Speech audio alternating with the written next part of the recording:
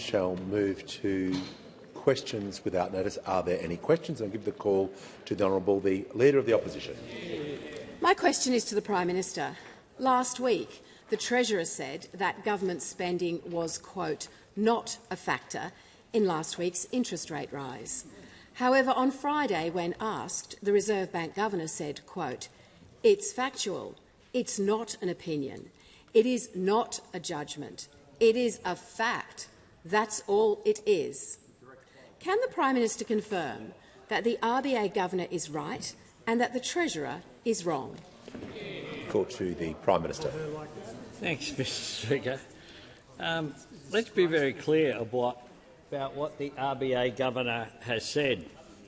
Last Tuesday, she was asked directly about government spending, and she said this: what's happened in the last 6 months or so, private demand has turned out to be much stronger than we have been forecasting. And then on Friday, the RBA Governor was asked about it again, and she said this, direct quote, public demand's contribution has declined, and we were surprised in the first half of 2025 that it declined as much as it did. And we were surprised in— Order. The Prime Minister will pause. Because the member for Cook is yelling so much, I can't hear the direct quote the Prime Minister was talking about, that he was asked about. So if everyone could just cease their interjections. When you ask a question, and the Leader's entitled to her question, I think everyone needs to show a little more respect, including the member for Cook. Prime Minister. Thanks very much, Mr Speaker. And we were surprised in the latter half of 2025 that private demand on the upside. Then the killer 3 words, they are facts. And indeed they are facts from the RBA Governor. They are facts. Order. The Minister for Infrastructure. And we will keep focused on easing cost of living pressures, the measures that we have put in place, making medicines cheaper, investing in more bulk billing, investing in urgent care clinics, cutting student debt, paid prac $10,000 cash incentives for construction workers, income tax cuts. That always gets them upset, Mr Speaker. That always gets them upset. They opposed, and we're going to roll back our income tax cuts. And now, when the income tax cuts comes in on July 1, they'll be very depressed about that, Mr Speaker. And then when it happens next year, they'll be even more depressed about that, Mr Speaker. What drives us each and every day is making a positive difference to people's lives. We'll continue to do it, and no amount of verballing of the RBA Governor will change that. Order. When the House comes to order, we'll hear from the honourable member for Cunningham. Thank you, Speaker. My question is to the Prime Minister. What were the outcomes from the Prime Minister's recent visit to Indonesia, and why are our relationships in the region and the world so important for Australians at home? How has the Albanese Labor government improved our relationships since coming to government? The call to the Prime Minister. I thank the member for Cunningham for her question, and indeed no country is more important to Australia or to the prosperity, security and stability of our region and the Indo-Pacific than Indonesia. Our bond of trust runs deep. We're neighbours, but we're also trusted partners and friends. We share a commitment to sovereignty, security and the pursuit of prosperity. And last Friday, along with President Prabowo, we took yet another step in furthering those goals, signing the Treaty of Jakarta 2026. It is a historic moment. The treaty looks to our shared future, but it's been shaped by 3 decades of shared history in defence cooperation dating back to the Keating-Suharto governments. Because Australia and Indonesia know that in 2026, just like in 1995, the way that we secure peace and stability in our region is by acting together. And that's why on Friday, further to signing the treaty, I announced a range of new defence cooperation measures between Australia and Indonesia, offering to establish a new position to embed a senior Indonesian defence officer in the Australian Defence Force, supporting the development of joint defence training facilities to increase Indonesia's ability to conduct joint exercises, including with Australia, and expanding military education exchanges to build relationships and increase understanding between our next generation of military leaders. Mr Speaker, there's no doubt that President Prabowo's affection for Australia is in part due to the time he spent not far from here in Duntroon. That's why these person-to-person relations really matter and really count. All of these measures strengthen our partnership based on trust, mutual respect and a commitment to sovereignty. But they also build on our broader engagement with our partners in the region. With PNG, and I spoke with Prime Minister Marape just last night, who very much welcomed the agreement between Australia and Indonesia, but also the agreements we've struck with Timor-Leste, with Nauru, Tuvalu and ASEAN. Those relationships are so important for Australia because the more that we work together, the more we fulfil our role as a middle power to drive consensus and respect for sovereignty, the more peaceful, secure and prosperous our nation and indeed our region will be. The call to the member for Fowler. Thank you, Speaker. My question is to the Prime Minister. Prime Minister, UNSW research shows Fowler has the highest level of rental stress in the country, with almost half of the renters in housing stress. Working renters in my community are being smashed by high rents and soaring bills, yet most are not eligible for rent assistance or other concessions, even though they do the right thing and pay their taxes. What specific new relief will your government deliver this year for the renters in South West Sydney who are above concession thresholds but still falling further behind? Order. Give the call to the Prime Minister. I thank the member for Fowler for her question. The first thing we will do, of course, that the member for Fowler, I'm sure, is quite conscious of, because I think she voted for the tax cuts and welcomed them, is that tax cuts for every taxpayer, including every single taxpayer in the electorate of Fowler. Fowler has 65,000 taxpayers, and I can inform the member, and the average tax cut will be $2,160, or $42 every week, every single week. And that'll be followed up next year by the same, another tax cut, again reducing that first marginal tax rate so that every taxpayer benefits, not just some. A big difference between our approach on this side and the approach that was taken by the former government. In addition to that, I can inform the member that 23,000 people in her electorate have got student debt relief. 23,000, making an enormous difference. In terms of the PBS co-payment reduction, over $5.5 million will be saved across 400,000 scripts in her electorate, making an enormous difference as well.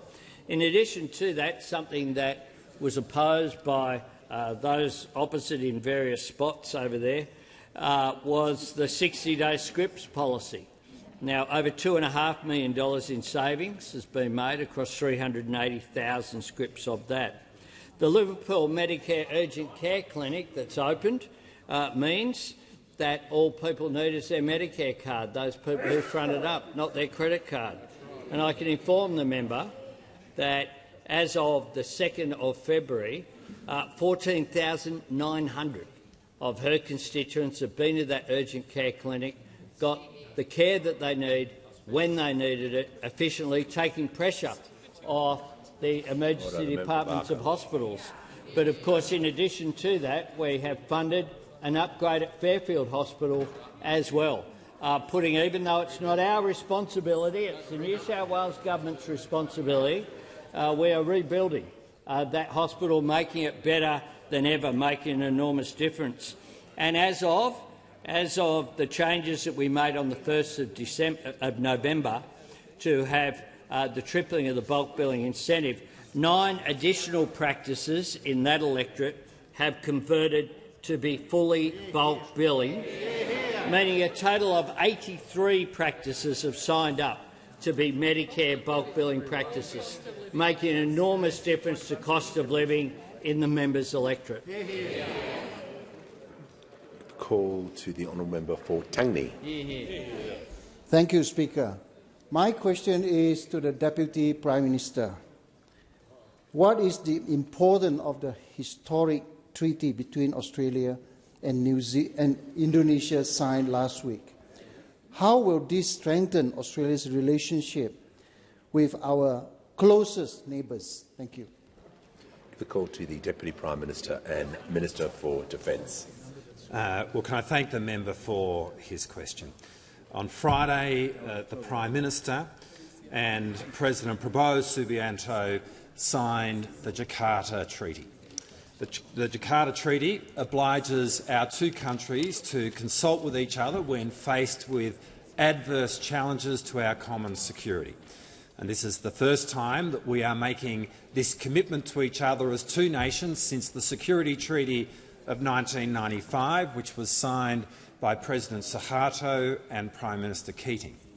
But additionally, the treaty signed on Friday commits our countries to leader-level consultations, and that, in combination with the Defence Cooperation Agreement, which I signed with my then-counterpart Minister Prabowo in 2024, an agreement which makes it much easier for our respective defence forces to operate from each other's territory and bases, means that the architecture between our two nations today is at a high watermark. And these statements of principle, this architecture, is being backed up with action. We are supporting training facilities in Indonesia, including at Morotai Island. And we're encouraging the Indonesian military to do more training in Australia. We're providing opportunities for senior military leaders in Indonesia to be embedded in the Australian Defence Force at a much more senior level. Now, this evening I will be speaking with my counterpart, Defence Minister Shafri Jamodin, to explore ways in which we can further these initiatives and look at other means by which we can deepen the bonds between our two defence forces. But when you take a step back and just look at the map, what is completely clear is that Indonesia and Australia should be the very best of friends, and now we absolutely are. Given the challenges that we face today, Indonesia is located in the most strategic area of interest for Australia, and we provide Indonesia with strategic depth. And this fundamental, mutually beneficial exchange is better understood between our two countries today than it has ever been, and it is underpinned by a level of trust which is as good today as it has ever been. Under the leadership of the Prime Minister, very much supported by the Foreign Minister, and the leadership of President Prabowo, Australia and Indonesia are now moving forward together in the world as the very closest of neighbours, as the very dearest of friends, and with a shared commitment of purpose and destiny. Order. When the House comes to order, we'll hear from the Deputy Leader of the Opposition. Thank you very much, Mr Speaker. My question goes to the Treasurer. Following last week's interest rate rise, respected Order, TV— No, we're just going to pause. The member for Warren, I can't hear the question. So if both sides of the chamber can cease interjecting, and we'll reset, and the Deputy Leader will start his question again, just out of respect for him. Thank you, Mr Speaker. My question goes to the Treasurer. Following last week's interest rate rise, respected TV finance guru Koshi sent a direct message to the Treasurer saying, and I quote, "Mate, you've got to tighten your belt. You've told all of us to tighten our belts to fight inflation. You didn't. And so you are responsible for this interest rate rise." The Treasurer has dismissed the views of scores of economists and now even the Reserve Bank Governor. Will he at least concede Koshi has a point?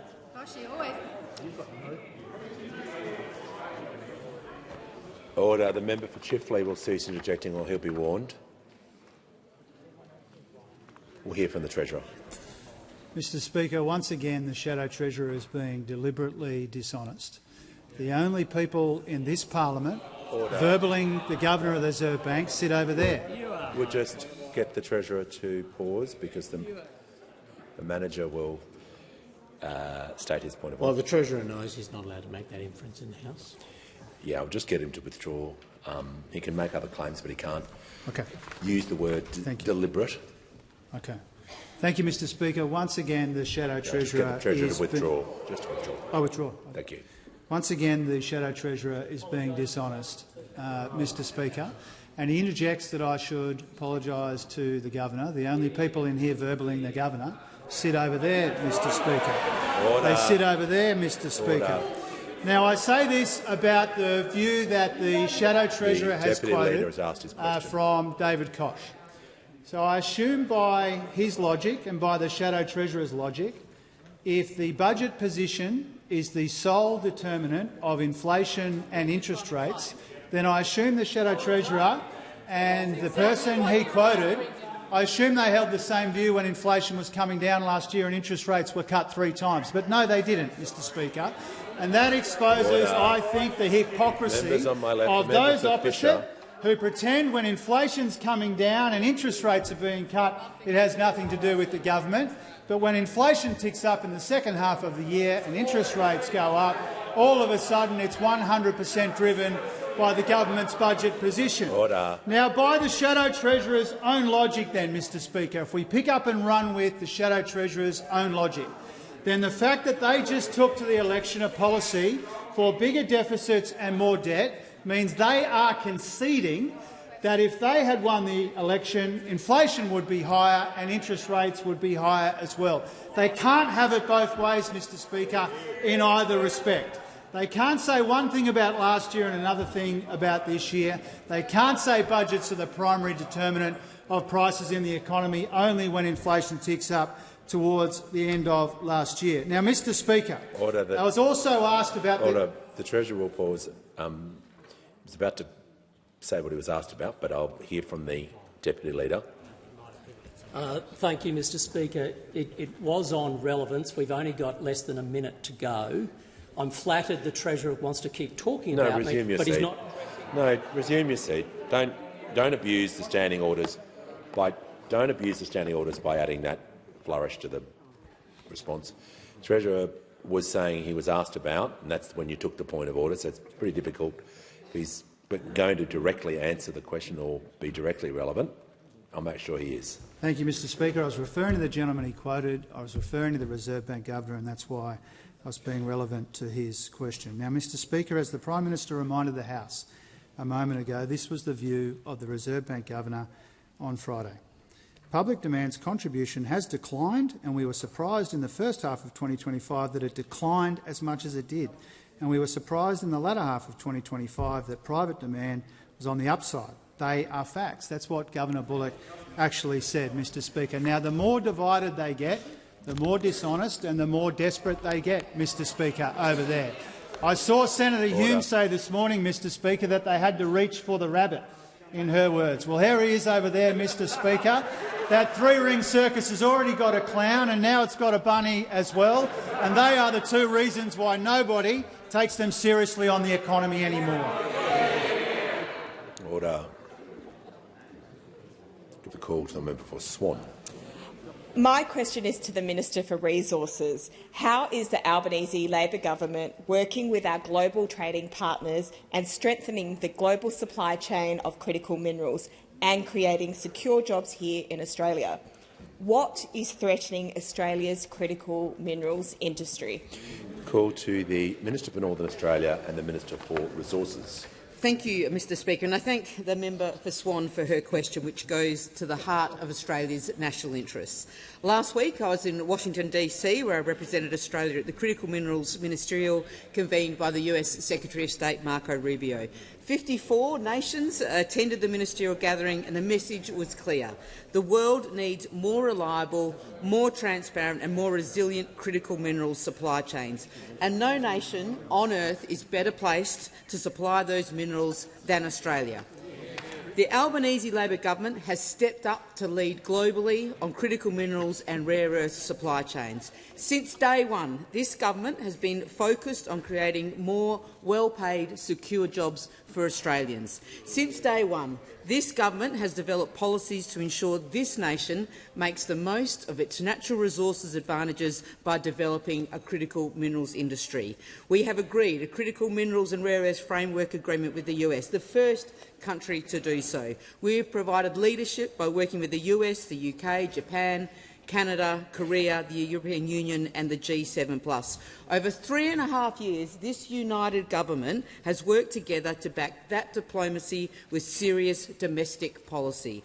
We have legislated production tax credits for processing critical minerals and rare earths. We have made a generational investment in geoscience. We have created the Critical Minerals Strategic Reserve.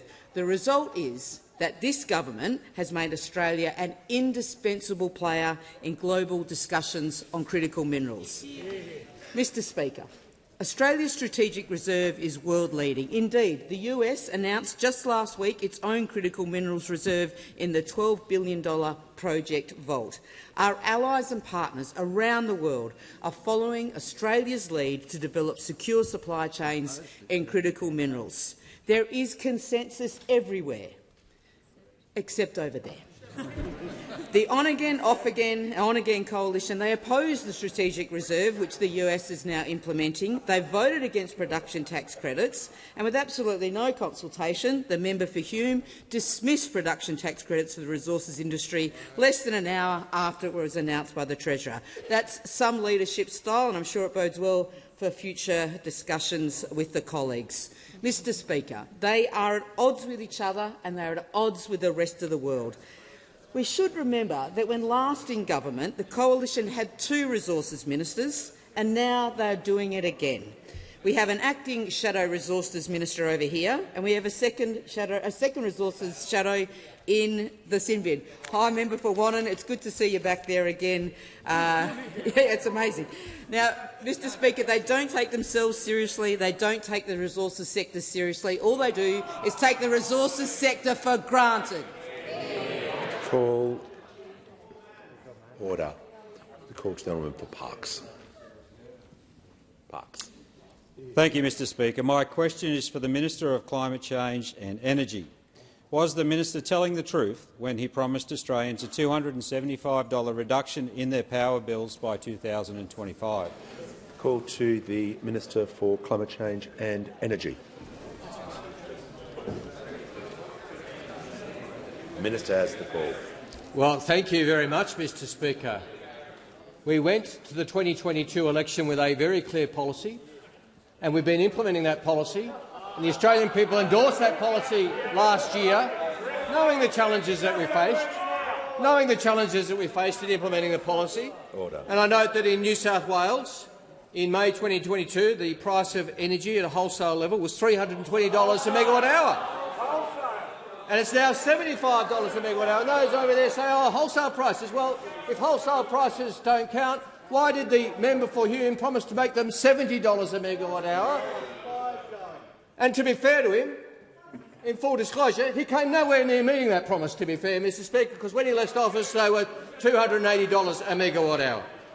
And I note that in New South Wales as well, 77,974 cheaper home batteries have been installed since the 1st of July, meaning those people have reduced their energy prices by up to 90%, by bills by up to 90%, which helps them, obviously, and helps the entire grid as well, reducing prices for everyone. And it played no small part, and they say, oh, rich people. Well, really, when 44% of cheaper home batteries that have been installed are in regional New South Wales, in regional Australia. The Treasurer. Order. Look, I'm trying to hear the member Page, member Barker, member Cook can just take it easy while I hear the member Page. Thank you, Speaker. The point of order is on relevance. Very tight question, which the minister refuses to answer. The minister was asked pretty much a yes/no question, but as the member for Page knows that I'm not able to direct him to answer it the way that he would like. What I can do is make sure he's being directly relevant to the question that was asked about power bills, and I'm going to make sure he's being directly relevant to the information that he's providing with the House, but I appreciate the member Page would like him to answer it differently. I cannot deliver on that wish for him today. The Minister has the call. And, Mr Speaker, as well as the question, I was also referring to the interjection for those opposite said as rich people who are installing cheaper home batteries. Well, tell that to the questioner, who has in the seat of Parkes 1,547 cheaper home batteries, or the person who took the point of order, the member for Page, who has 2,501 cheaper home batteries, and he's the lecturer. Are they rich people? It shows how out of touch those opposite are, Mr Speaker, those regional MPs opposite. Whether they are Liberals or Nationals or One Nation or prefer not to disclose, they are out of touch with their constituents. Order. Temperature was the interjections were way too high during that answer. I do not want to see a repeat performance of that.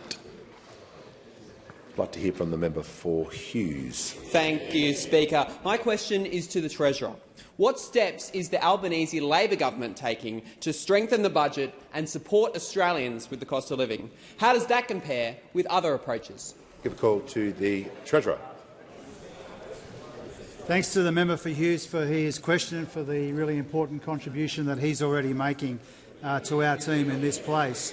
Mr Speaker, this government is improving the budget position at the same time as we're helping with the cost of living by cutting taxes for all 14 million Australian taxpayers in the tax system a second and third time this term. Now, these are the big differences between a government which is delivering tax cuts and that shambolic three-ring circus over there, Mr Speaker. Now, don't forget the highest taxing government in recent decades was the Howard government. The highest spending government in recent decades was the Morrison government. And those opposite went to the election with a policy for higher taxes, bigger deficits and more debt. Now, Mr Speaker, the Shadow Treasurer a moment ago asked about tightening the belt. Mr Speaker, he wouldn't know the first thing about responsible economic management. They failed every year to deliver a surplus, and we've already delivered two. They had real spending growth at 4.1%. We've got it down to 1.7%. They were spending almost a third of the economy. We got it down closer to a quarter. They spent most of the upward revisions to revenue. We have saved most of them. We got their debt down by $176 billion, partly by saving $114 billion, including $20 billion in the most recent update in December, which improved the budget position in every single year of the forward estimates. Mr Speaker, this is an important part of the biggest nominal improvement in the budget in our history, allowing us to make room for key investments in areas like Medicare, Mr Speaker. Now, there's more work to do, but the substantial progress that we've made has come from savings, spending restraint and surpluses that those opposite were incapable of. We won't be taking lectures from them on the budget or on taxes. They might change their leader this week, but they can't change their record, Mr Speaker. Now, at the same time as we got the budget in better nick, we're cutting income taxes so more people can earn more and keep more of what they earn. This means lower taxes for workers and lower average tax rates in the economy, a big part of our effort to rebuild incomes after the deliberate wage stagnation we saw under those opposite, Mr Speaker. Now, we know that there is more work to do in the budget because people are still under pressure and the budget is under pressure as well. But it would be under more pressure and people would be under more pressure if those opposite were implementing their election policies for higher taxes, bigger deficits and more debt. And for that, Mr Speaker, the member for Hume and the member for Fairfax have to take responsibility for that. They are among the two biggest reasons why nobody takes them seriously on the economy anymore.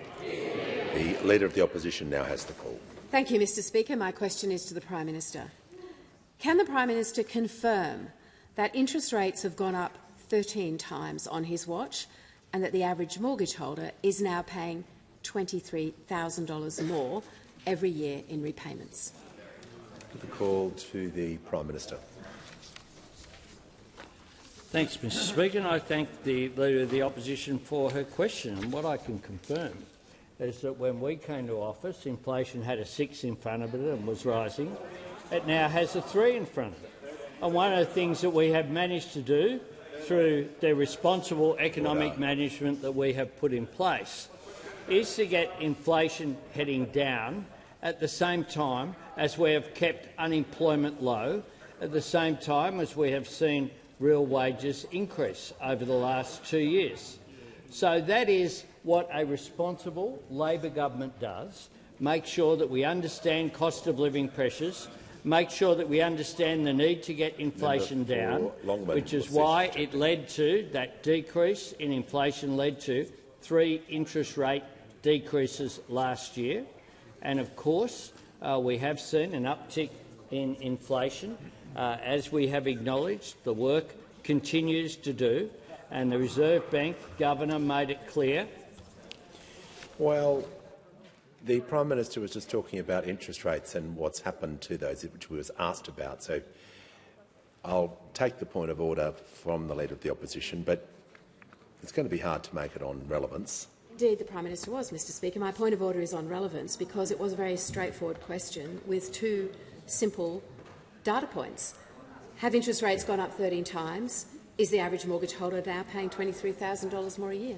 I thank the Leader of the Opposition. As I was explaining, he was referencing one of those data points that you referred to in his answer. So it may not be the answer you like, but he was definitely talking about the interest rates. So under the standing orders, he's being directly relevant. Thanks very much, Mr Speaker. And after the last meeting of the Reserve Bank, which independently sets interest rates, this is what the Governor had to say. What's happened in the last 6 months or so, private demand has turned out to be much stronger than we have been forecasting. That is what the Reserve Bank Governor had to say very clearly. But what we have done is to make sure as well that we have provided for cost of living support, something opposed by those opposite, who only have the same, whose energy for opposing our cost of living measures is only exceeded by the energy we're fighting each other. Order. Order. Order. The member for Herbert. When the House comes to order, the member for Gippsland, we won't. Order. Now that the House is order, we will hear from the member for Dixon. Thank you, Speaker. My question is to the Minister for Health. How is the Albanese Labor government— No, order. The member will pause. Just like we did before for the Deputy Leader, we're going to have silence. We did it for the Deputy Leader, now we're going to do it for the member for Dixon. She's earned the right to be heard in silence as well. The member for Dixon will begin her question. We'll hear it in silence, and then question time will continue. Thank you, Speaker. My question is to the Minister for Health. How is the Albanese Labor government delivering more choice, lower costs and better health care for Australian women after a decade of cuts and neglect? Call to the Minister for Health and Ageing, the Minister for Disability and the National Disability Insurance Scheme. Thank you, Speaker, and thank you to my friend the member for Dixon for the question, but also for joining us in the Mural Hall this morning with the Minister for Women, the Assistant Minister for Health and so many others of our colleagues.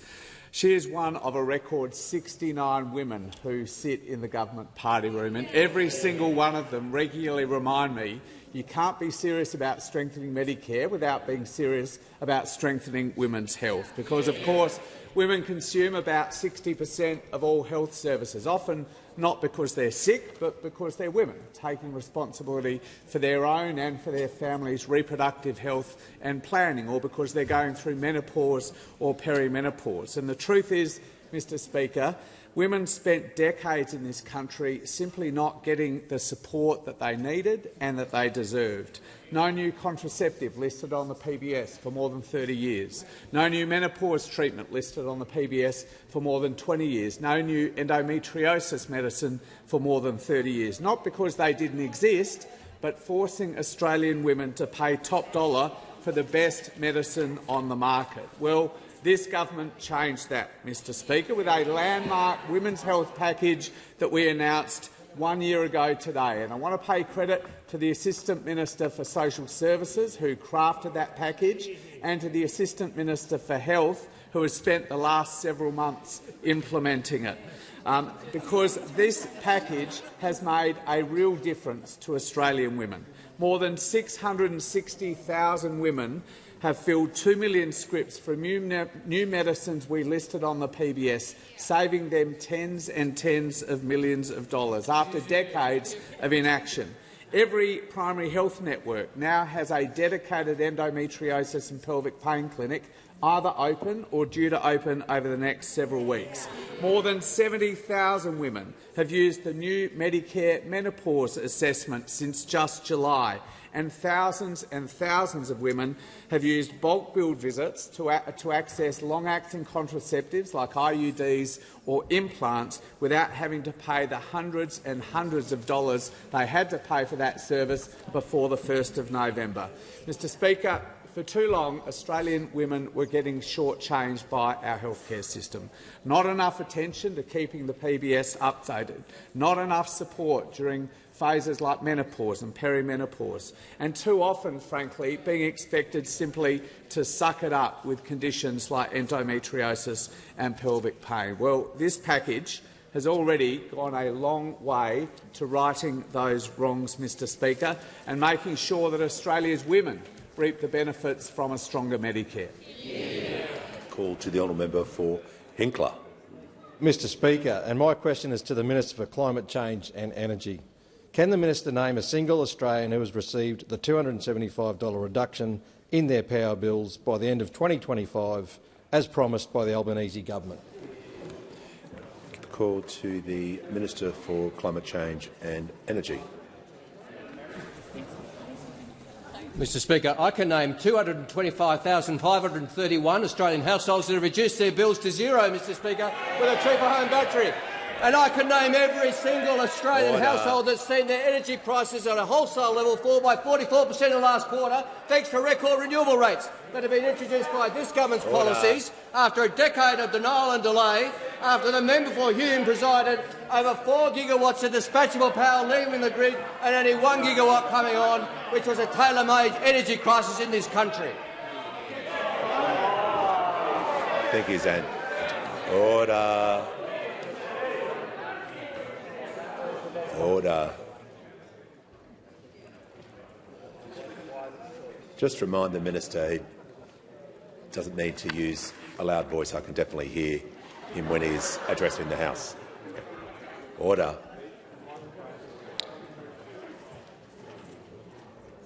We'll now hear from the honourable member for Macon. Thank you, Mr Speaker. My question is to the Deputy Prime Minister. How is the Albanese Labor government reforming the defence estate? What has been the response to this, and how does this compare to other approaches? The call to the Deputy Prime Minister and Minister for Defence. Can I thank the member for his question, coming as he does from the great defence state of South Australia. Last Wednesday, the Albanese government announced the biggest reform to Australia's defence estate in our nation's history. Faced with the prospects of spending $2 billion over the next 25 years on defence sites that we barely use, now the defence estate will be completely focused on giving defence what it needs to do its job in defending Australia.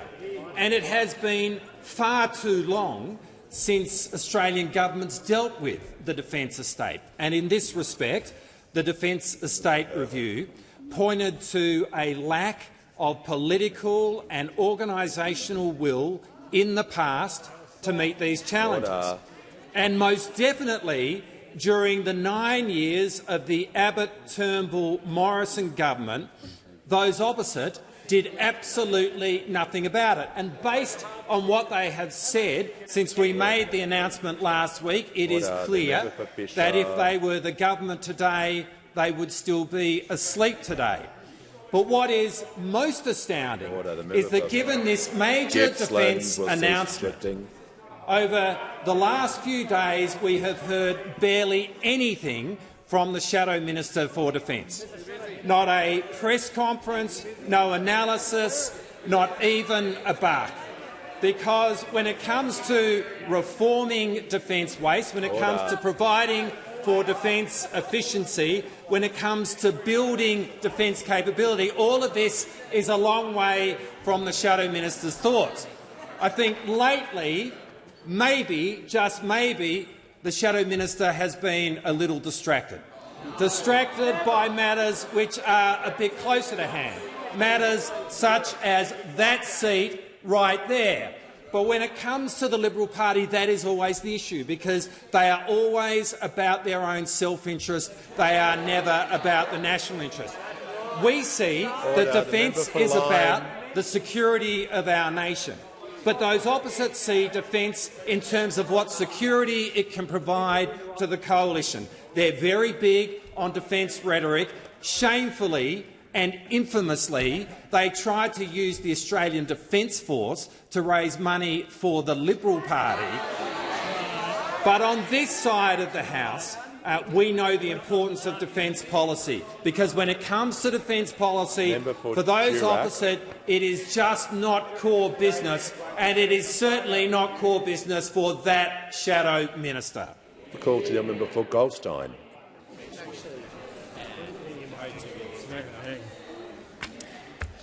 Thank you, Speaker. My question is to the Prime Minister. Prime Minister, Treasury has said the small business incentive has failed with a 23% take-up rate. Meanwhile, last year we had the highest number of small business insolvencies on record, with 41,000 collapsing under your tenure. In response to that, the Minister for Small Business mocked and ridiculed those losing their livelihoods and called them, quote, dodgy. Does the Prime Minister support the Minister for Small Business' disgraceful slur that insolvent small business owners are, quote, dodgy?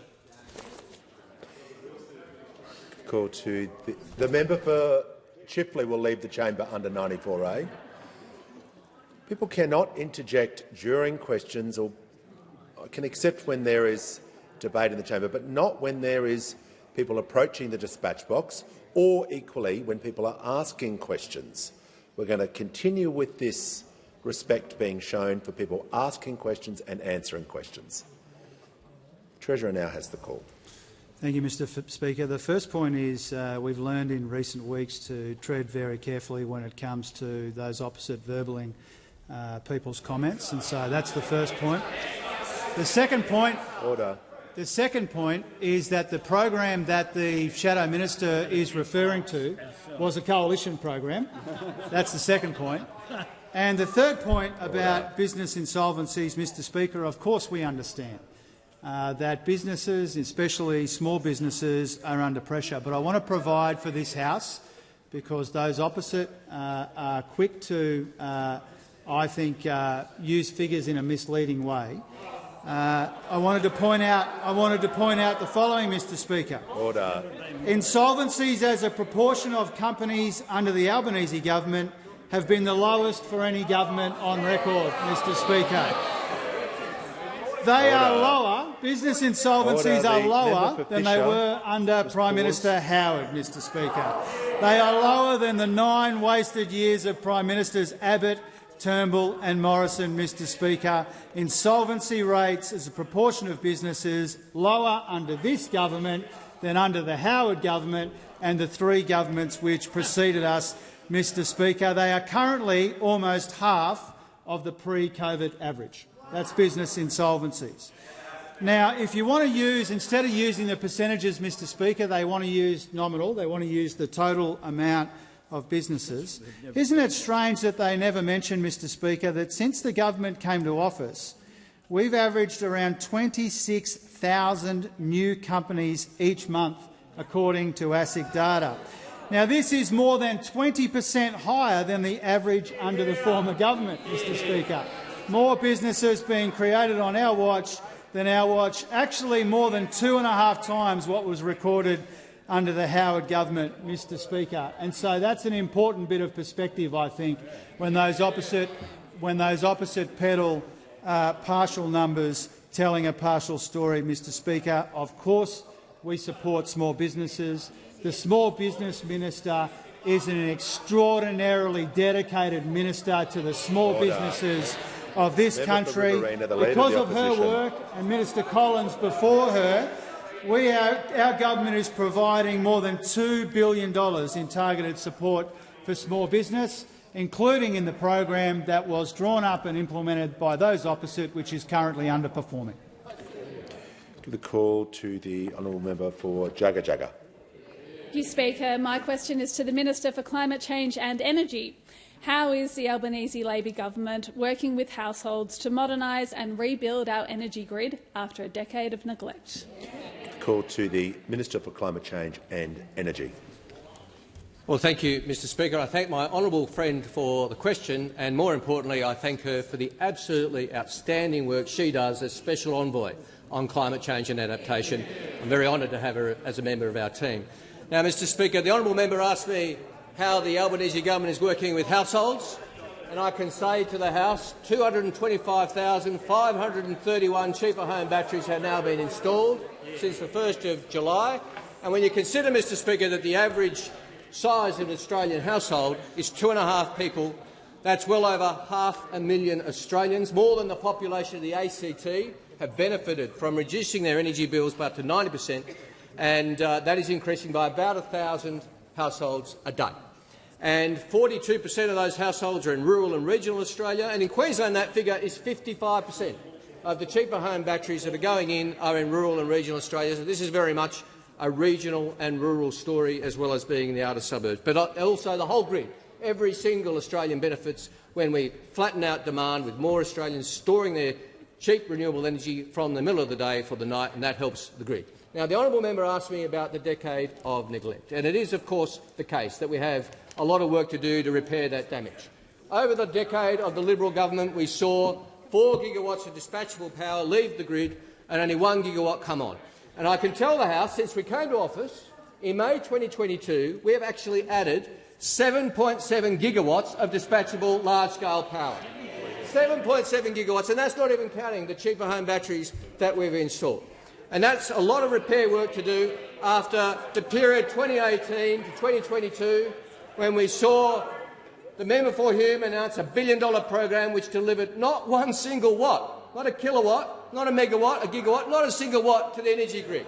We saw the member for Hume be told that the Snowy 2.0 scheme was running 2 years late, and he didn't tell the Australian people, and I can tell the House it is now 70% complete, repairing the work of the member for Hume. The member for Hume knew there was a 20% increase in bills, which he hid. Is it any wonder, Mr Speaker, we saw unnamed Liberal MPs say on the weekend, I'm going to sanitise this, Mr Speaker, out of great respect for you and the House, I'm going to make the language parliamentary, because we saw a member say everything the member for Hume touches turns to custard.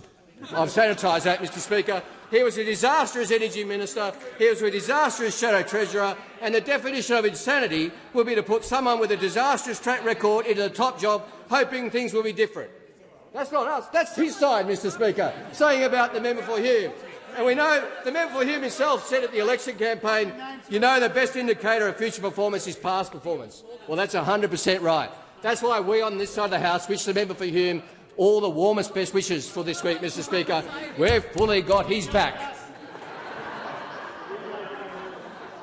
The House comes to order. Shall hear from the honourable member for Kooyong. Thank you, Speaker. My question is for the Minister for Aged Care and Seniors. The government's new single assessment scheme is failing older Australians. I'm hearing from many constituents about the long wait times for assessments and that experienced clinicians are unable to override algorithmic decision-making. It's reported that more than 120,000 Australians are still waiting one of these automated assessments. Minister, are these once-in-a-generation reforms just robo-aged care? Call to the Minister for Aged Care and the Minister for Seniors.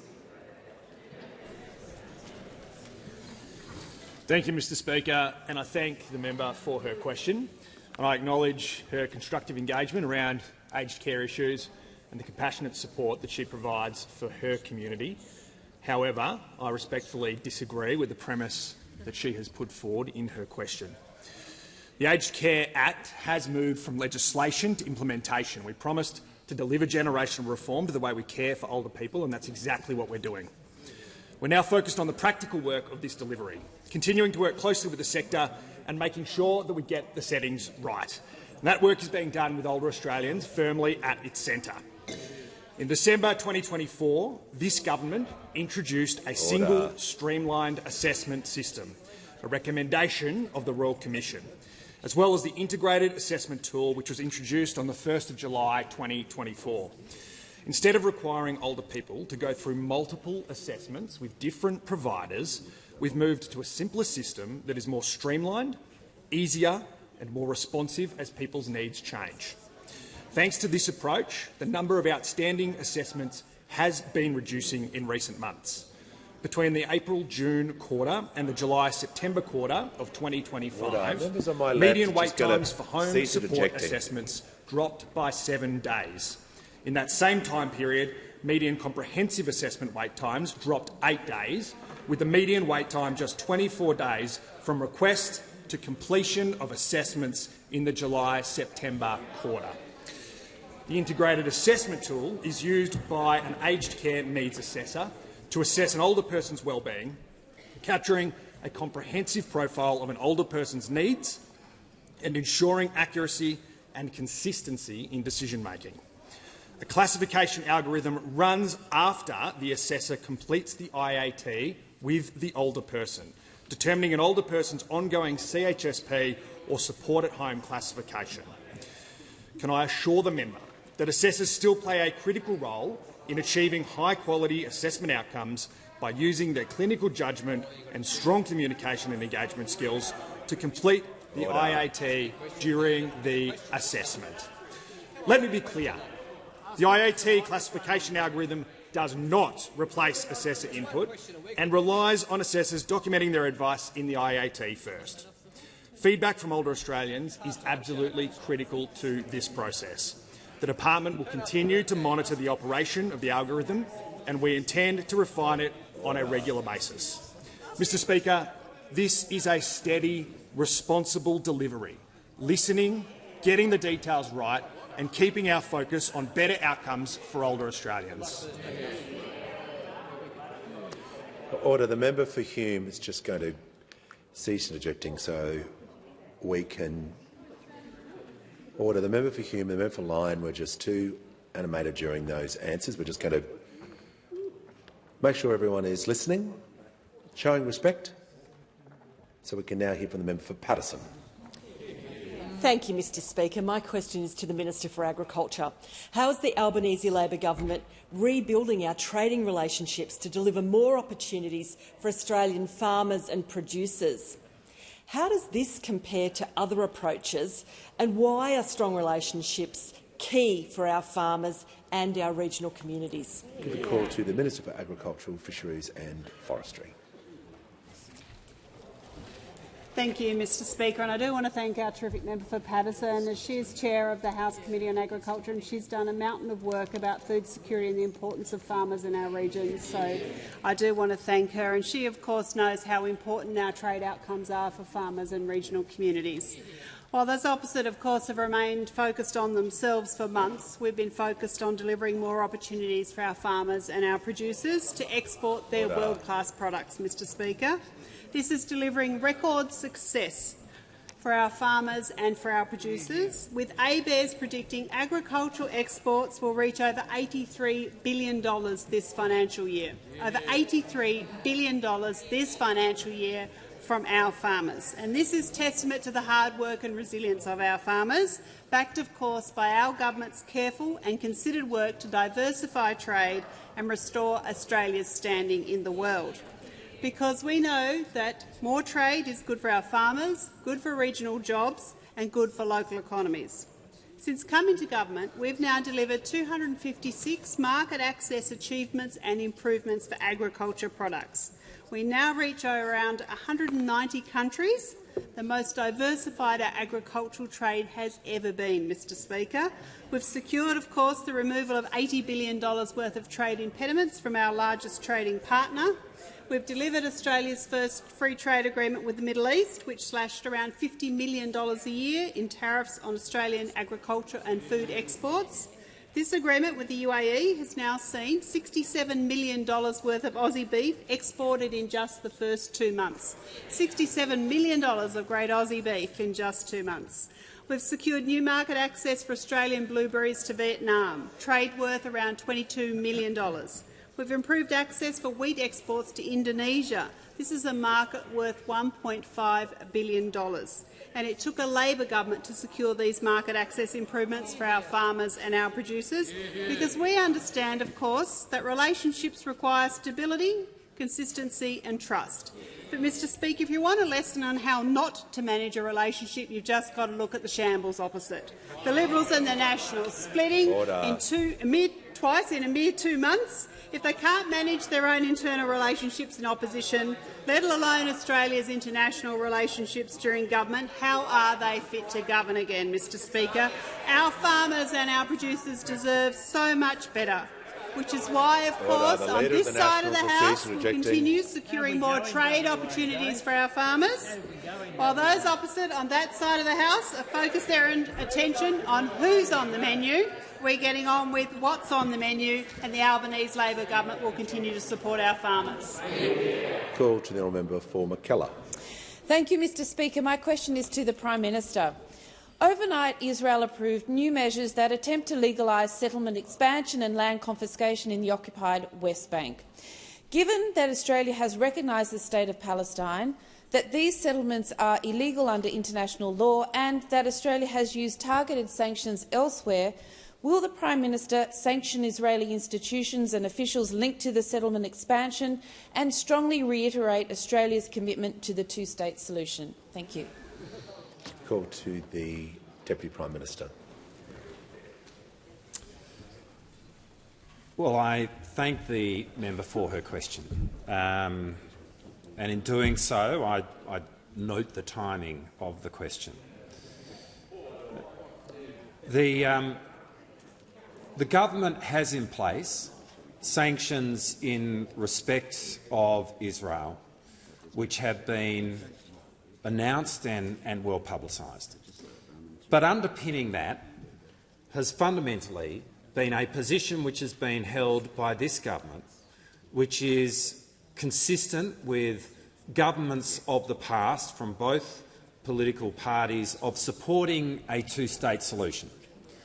A two-state solution which on the one hand provides for the legitimate aspiration of the Palestinian people to have statehood, but which on the other hand also provides for the people of Israel to be able to live with security.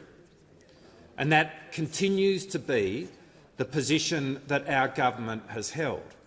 And in the face of the very complex situation which has evidently played out in the Middle East, every step that we have taken as a government has been underpinned by that very clear position.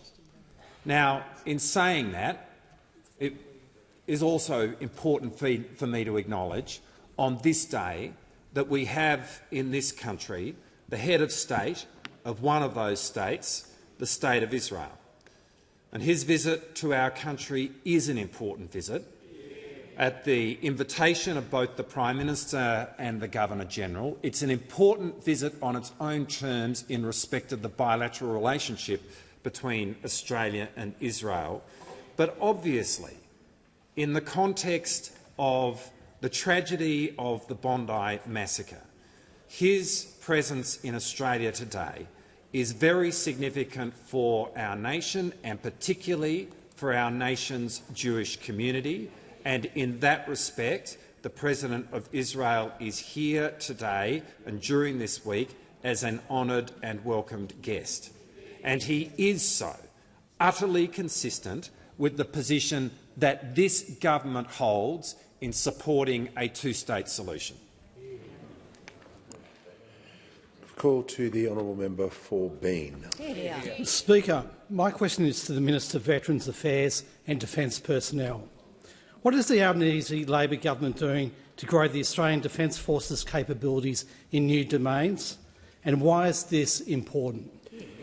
Call to the Minister for Veterans Affairs and the Minister for Defence Personnel. Well, thank you, Mr Speaker, and I thank the member for his important question. Many think about the ADF in terms of land, air and sea, but our capabilities across space and cyber are becoming increasingly important. And so I was proud today to be able to launch 2 new direct recruitment roles into the Australian Defence Force, our Space Operator Officers and our Space Operator Specialist roles. These are new direct recruitment roles into our Defence Force. And it means for those that are gravitating towards a career in defence, they will now be able to consider a career in space. A job that would be out of this world for those of us when we were in school now becomes something that is attainable to them. And this means that we will be having people join our Defence Force being able to perform vitally important roles across satellite communication, missile detection, intelligence, reconnaissance, weather and environmental observation, and of course being able to be aware and to observe what's going on in the important domain of space. We always talk about being aware of those other domains and what may be confronting our country during these most difficult of geostrategic circumstances, and it's important that we are able to do that in the space domain as well. And we do this in a context where we are growing our Defence Force, with more than 300 different roles available for direct recruitment into our Defence Force now. This is an incredibly important thing as we seek to grow our Defence Force more broadly, because when we came into government, the Defence Force was not growing, it was shrinking. We have gone around delivering by increasing our recruitment to the Defence Force, and last financial year we saw the largest recruitment number in 15 years. And importantly now, we also see that our separation rate is at historic lows. That means, unlike when those opposite were in government, under the Albanese government, we are growing our Defence Force, we're improving our capability across land, sea, air and, importantly now, space and cyber as well. We are concentrating on delivery for our national security in government, while those opposite are only focused on division and themselves. Call to the honourable member for Cook. My question is to the Treasurer. The RBA Governor confirmed what the Treasurer would not, that government spending contributes to pressure on interest rates. Confirming what we all already knew, the Governor said, quote, "That's logical, it's mathematical, that's what happens." Given economists, former RBA board members and now the RBA Governor herself all acknowledge government spending contributes to inflation and the latest interest rate rise, why can't the Treasurer? Call to the Treasurer. Thank you, Mr Speaker. Once again, dishonestly conflating 2 different things. The idea... Wasn't it deliberate was the problem? Order. The manager on a point of order. Again, the Treasurer is imputing a motive to a member asking a simple question, and it's out of order for him to make that suggestion. Well, I listened carefully. It's a different category from the earlier one, where he accused the member of deliberately doing something. It's his opinion that he is asserting at the moment, and that's why I'm ruling that in order. All right. Well, I can fix this pretty easily by getting the Treasurer just to change that wording to make sure it complies. But order, and that's why I'm agreeing with the manager. So when I'm on your side, make sure you listen carefully. So we'll fix this, and then we can move on. The Treasurer. Mr Speaker, the more divided they get, the more desperate they get. The point that I'm making is those opposite have tried to conflate 2 very different things. The idea that public demand is part of the calculation of aggregate demand is not contested by anyone, Mr Speaker, and that's what they're pretending that we are contesting. We are not. The question isn't whether public demand is part of aggregate demand. It's whether public demand was responsible for the bigger-than-expected tick-up at the end of last year, and plainly it wasn't, Mr Speaker. Now, those opposite should stop verballing the Governor of the Reserve Bank and look at what the Governor actually said. The Governor herself said on Friday that she was surprised how quickly public demand retreated and how much private demand accelerated. That's the same factual point that they made in the statement on Tuesday, and the same factual point that I have been making during the course of last week, yesterday on Insiders, and this week as well. In fact, Mr Speaker, the budget has improved in both updates last year, quite significantly in the December update, and also a budget improvement in March as well, Mr Speaker. Now, I remind the member again, as I had to remind the Shadow Treasurer, by his own logic, there would be more inflation and higher interest rates if they'd won the election and implemented the member for Hume's policy for higher deficits this year and next year, at the same time as he wanted to increase income taxes on all 14 million Australian taxpayers, Mr Speaker. Now, in a lot of organisations, that would get you marked down. In that one, it gets him promoted, Mr Speaker. It gets him promoted. Now, the same people who say now that inflation and rates are determined primarily by budgets weren't saying that last year when inflation was falling and rates were cut 3 times, Mr Speaker. They should stop conflating two very different things. I don't expect much better from the member for Fairfax, but we should expect better from the member up the back. Call to the honourable member for Brisbane. Thank you, Speaker. My question is to the Minister for Housing. How is the Albanese Labor government supporting Australians into home ownership? What other approaches has the government been asked to consider? Call to the Minister for Housing, the Minister for Homelessness and the Minister for Cities. Thank you, Speaker, and I am absolutely thrilled to get this question from the member for Brisbane. Just recently, we ticked over 2,000 of her constituents who have gotten into their first home because of her advocacy and our government's backing. Speaker, 2,000 people in her community and many more to come. Now, Speaker, we've got a housing challenge affecting our country that's been cooking for 40 years. For 40 years, we have not been building enough homes, and all of the pain that Australians are in today with relation to housing really comes back to that problem, whether it's house prices rising too quickly, rents going up too fast, or that really visible effect that all of us see in our communities, that rising population of people who do not have a stable roof over their head. Now, Speaker, these problems are serious enough, but one of the things that is so concerning to our government is the fact that this is not a burden being fairly shared by Australians. What we see is that, without question, it is younger Australians and it is Australians on low incomes who are bearing the brunt of this. Now, Speaker, I know that you talk to a lot of young people around the country, and hopefully all of us as representatives are speaking to our younger constituents. And so you will hear them talk about the fact that for so many of them, housing is the defining problem in their lives. The minister will pause. The member for Barker has been completely interjecting right throughout question time. He's come alive, so he's now going to leave the chamber under 94A. Simply unacceptable to be interjecting non-stop in every single answer. Thank you so much, Speaker. The Minister in continuation. Thank you so much, Speaker. So this is a problem that is very heavily falling on the younger people of this country, and the numbers don't lie, Speaker. A lower-income young Australian is about half as likely to own their own home today as in the year that I was born. Now, Speaker, that is why our government has such a bold and ambitious agenda to address the housing situation for young people around our country. Now, Speaker, the 5% deposit program that is so offensive to those opposite is something that has now helped 220,000 Australians into their first home on our watch, because we have a pretty simple belief, Speaker, and that is we believe that ordinary Australians should get the chance to get into their own home, and we are right here to back them in.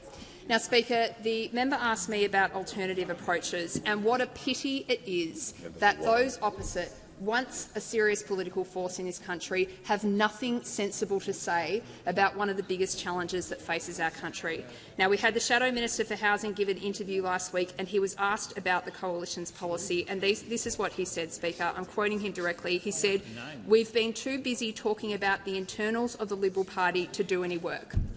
I did not make that up, Speaker. Those were his exact words. And I present that to the House Speaker because it is very important for the Australian people to understand that the absolutely outrageous disunity and dysfunction that exists on the other side of the parliament actually has a cost for Australians. This country has got some really significant issues. We need a functional opposition to actually debate and discuss these with us. Now, Speaker, they come to parliament each fortnight and spend all their time talking about themselves. Our focus is on the Australian people who sent us there and the things that we can do to make their lives better. Call to the honourable member for Riverina.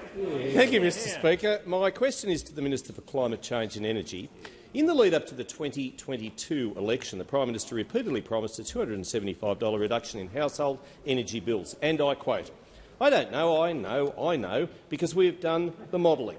Without mentioning home batteries, will the minister finally admit the Prime Minister was wrong, the modelling was wrong, and Australian families are paying the price every day for this government's abject failure to deliver on its promise? Call to the Minister for Climate Change and Energy.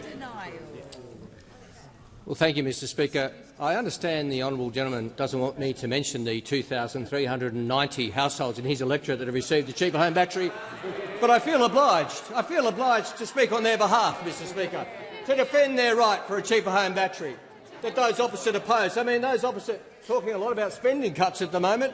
Well, they cut the cheaper home battery policy. That's what Australians would want to know before even more Australians get a chance to access a cheaper home battery. Now, the Prime Minister's also made the point after the election that we've seen so many Australians reduce their bills permanently after the 2025 election.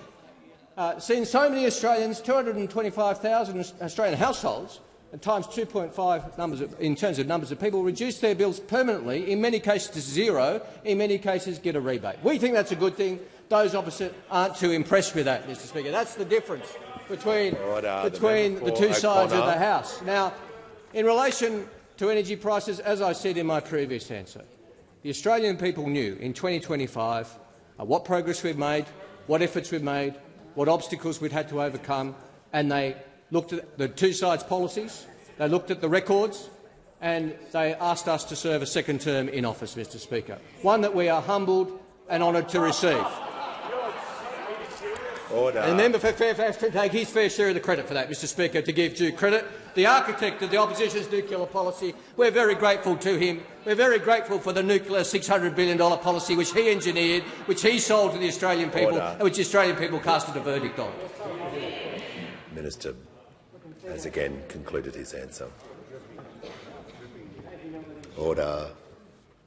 When the House comes to order, we'll hear from the honourable member for Aston.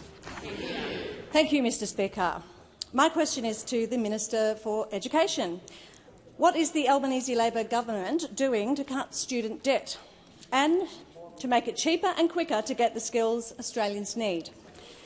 And why is unity so important in delivering for Australians? Call to the Minister for Education. Well, thanks very much, Mr Speaker, and can I thank my friend, the legendary member for Aston, for her question. Mr Speaker,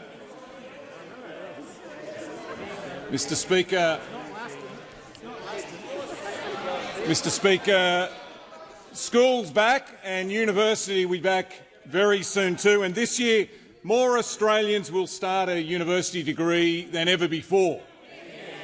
And that's good news because we need more teachers, we need more nurses, we need more doctors, we need more scientists, we need more engineers and lots more. In the years ahead, more jobs are going to require more skills, the sort of skills that you get at TAFE or at university. And that's why we're funding free TAFE and that's why we're funding more spots at university. Mr Speaker, we also want to make it easier and faster and cheaper to get those skills. And that's why we've cut student debt by 20%. The biggest cut to student debt in Australian history, taking a massive weight off the shoulders of 3 million young Australians. The average student debt has been cut by $5,500. We're not just doing that, we're also cutting the amount of money that you have to repay of that debt every year. For example, if you're on $70,000 a year, we're cutting the amount that you have to repay every year by $1,300. Now, that's real cost of living help. It means an extra $1,300 in your pocket rather than the government's. And these aren't the only things that we're doing. I told the House last year that the University of Canberra has cut the length of 6 university degrees by 12 months and cut the cost of those degrees by an average of $6,000 if you've done a TAFE course in the same area. I can advise the House that Western Sydney University has just announced the same sort of thing. If you've got a TAFE qualification in nursing or construction or IT or a range of other areas, they'll cut the length of your degree by a year and cut the cost of that degree by up to $18,000. And, Mr Speaker, that's the sort of thing that I want to see more of this year. And I know Australians want to see more of that too. A real partnership, a genuine coalition between TAFE and university.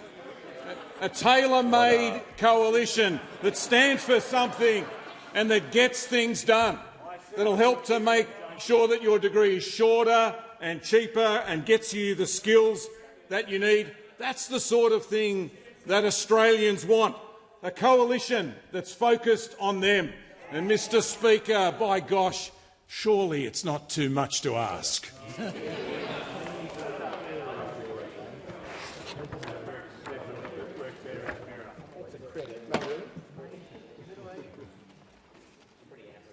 Give a call to the member.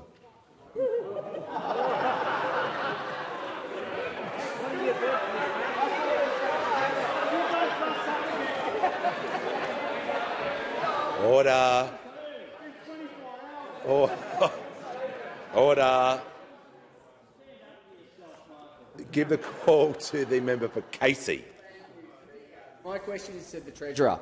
Last week, the RBA Governor confirmed that government spending is part of aggregate demand and, quote, contributing to inflationary pressures, and that's why we've decided to raise interest rates. Will the Treasurer now finally accept that his spending has contributed to inflationary pressures and the interest rate rise, or is the independent RBA Governor wrong? Order. Give the call to the Treasurer. Thank you, Mr Speaker. I answered this question when the member for Cook asked it a moment ago. And the member for Casey is making the same mistake that the member for Cook made and the member for Fairfax made as well, and that is to conflate two very different things. Now, if the member for Casey was listening a moment ago in my answer to the member for Cook, he would have heard me say that public is part of aggregate demand is not contested by anyone. The question is whether the question is whether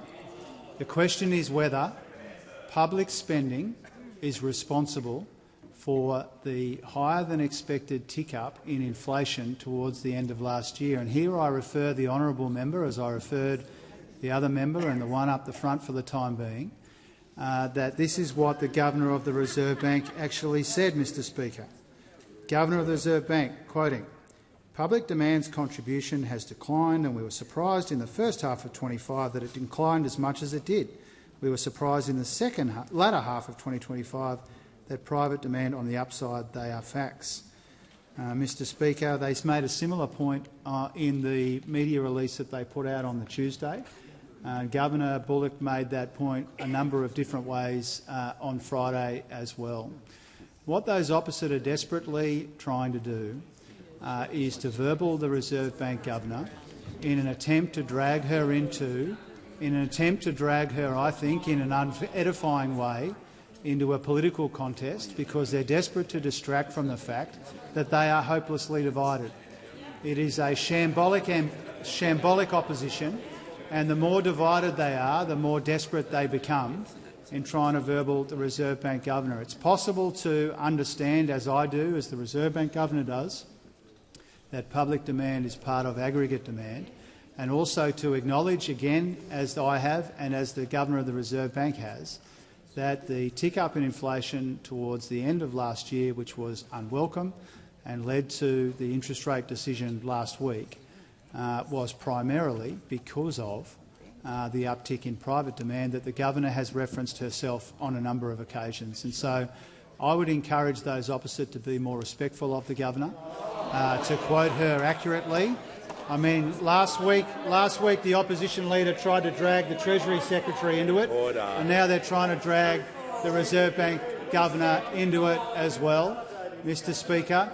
And they should understand that they are referring to two very different things. I think that they are deliberately conflating them to try and cover up for the fact those opposite are a three-ring circus. This government won't be distracted by them. Give a call to the honourable member for Whitlam. Thank you, Speaker. My question is to the Minister for Communications. How is the Albanese Labor government's social media age restriction helping to protect young people online? What has been the response? Call to the Minister for Communications and the Minister for Sport. I thank the member for Whitlam for her question. The Albanese government is proudly leading the world in our mission to protect our kids from the persuasive and pervasive pull of social media. In the wake of 4.7 million accounts being deactivated, removed or restricted in the first week of our social media laws, leaders from across the globe are now following in Australia's footsteps. Because the battle to protect young people online transcends the boundaries of any country or continent. In the lead-up to and after 10 December, I've met with leaders from across the globe and the political spectrum who are inspired and encouraged by Australia's courage and conviction to take on big tech. In recent days, Prime Minister Pedro Sanchez has committed to protecting Spanish children from the digital Wild West by delaying access to social media until the age of 16 years old.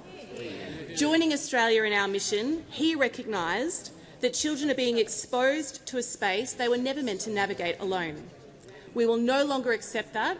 We will protect them. President Emmanuel Macron said consensus was being shaped on the need to protect future generations, with French lawmakers passing a bill delaying access to social media until the age of 15. Prime Minister Keir Starmer is looking closely at Australia's social media law, and I look forward to meeting with the British Secretary of State Liz Kendall to share our experiences and our success. Our friends across the ditch, Prime Minister Christopher Luxon, is deeply supportive of delaying access to social media until the age of 16, and they are preparing to introduce their own laws. Denmark is standing up to the social media giants with their own minimum age laws, citing that the cell phone and social media are robbing our children of their childhood.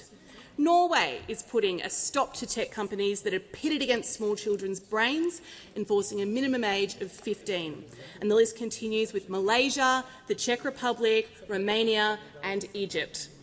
And I expect other countries will now follow as Australia's waves ripple across the globe. As American social psychologist Professor Jonathan Haidt said, Australia's law is by far the most important single piece of legislation ever enacted on planet Earth to protect children in the internet age. We stare down everybody who said it couldn't be done, some of the most powerful and rich companies in the world and their supporters, and now Australian parents can be confident their kids can have their childhood back. The world is looking to Australia and the action that we are taking. We will not back down from this fight, and we are proud to be leading the world in making the digital world safer for our kids. Order. I'm just asking members on my left to show some restraint, particularly on the topic that we're discussing in the parliament.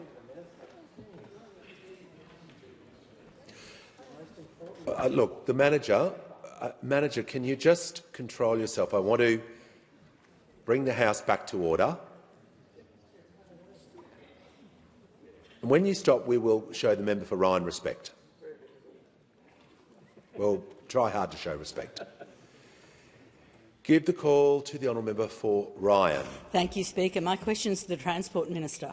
CommBank, CSL and Qantas were all privatised by Labor, and now you're set to follow those footsteps and let Air Services Australia sell off billions in firefighting assets, though Air Services will lease these back anyway. Why let Air Services sell out our hard-working aviation firefighters and risk aviation safety with an accounting trick that will cost more in the long term? Call to the Minister for Infrastructure, Transport, Regional Development and Local Government. Thank you very much. Well, it is true that our aviation assets are ageing. At our federally leased airports, we have firefighting terminals that are quite old, as well as a fleet of fire trucks. It's estimated it's about $8 billion worth of assets that need replacing. The government has made no decisions about how it is going to fund the replacement of those assets. Air Services has requested to explore whether there is opportunities for Australian super funds to invest in these assets, and I have suggested that that can continue, but the government has made no decisions about this. But I want to make sure that our firefighters, wherever they are, but particularly the ones that I have responsibility at Air Services, continue to be government employees always, but that they also have the best possible equipment to fight fires at airports. I want to make sure that that is the case, but the government has made no decisions about this matter at all. Call to the honourable member for Boothby. Thank you, Mr Speaker. My question is to the Minister for Infrastructure and Transport. How is the Albanese Labor government focused on delivering key rail projects across the country? Why is delivery rather than division so important in the delivery of infrastructure projects? Call to the Minister for Infrastructure, Transport, Regional Development and Local Government. Thanks very much, and can I thank the member for Boothby for her question. Last month we reached an exciting milestone for her constituents with Adelaide's Glenelg line reopening over the Australia Day long weekend. In partnership with the Malinowskis Labor government, we removed 3 level crossings, replacing them with terrific new bridges. And that is a big safety upgrade and will also mean faster journeys for drivers and smoother commutes for people catching these trams. Adelaide, of course, isn't the only place where we're making tracks on our infrastructure investment. Last month, we saw the first new tracks being laid in the Canberra CBD, a big milestone on this city's city-shaping project and a great example of the progress that we're making. Stage 2A will deliver 3 new stops and pave the way for the network to be extended south of the lake. And of course, in the regions, we're getting the basics right on Inland Rail, which under the Nationals was a train to nowhere. When the Nationals held this portfolio and started Inland Rail, they set off on a half-baked plan with no idea how they were beginning to bring it to a close. Now, that might sound a bit familiar. We've just seen a bit like when they blew up the coalition and spent 17 days basically bickering with each other and not having a plan as to how to get out of it.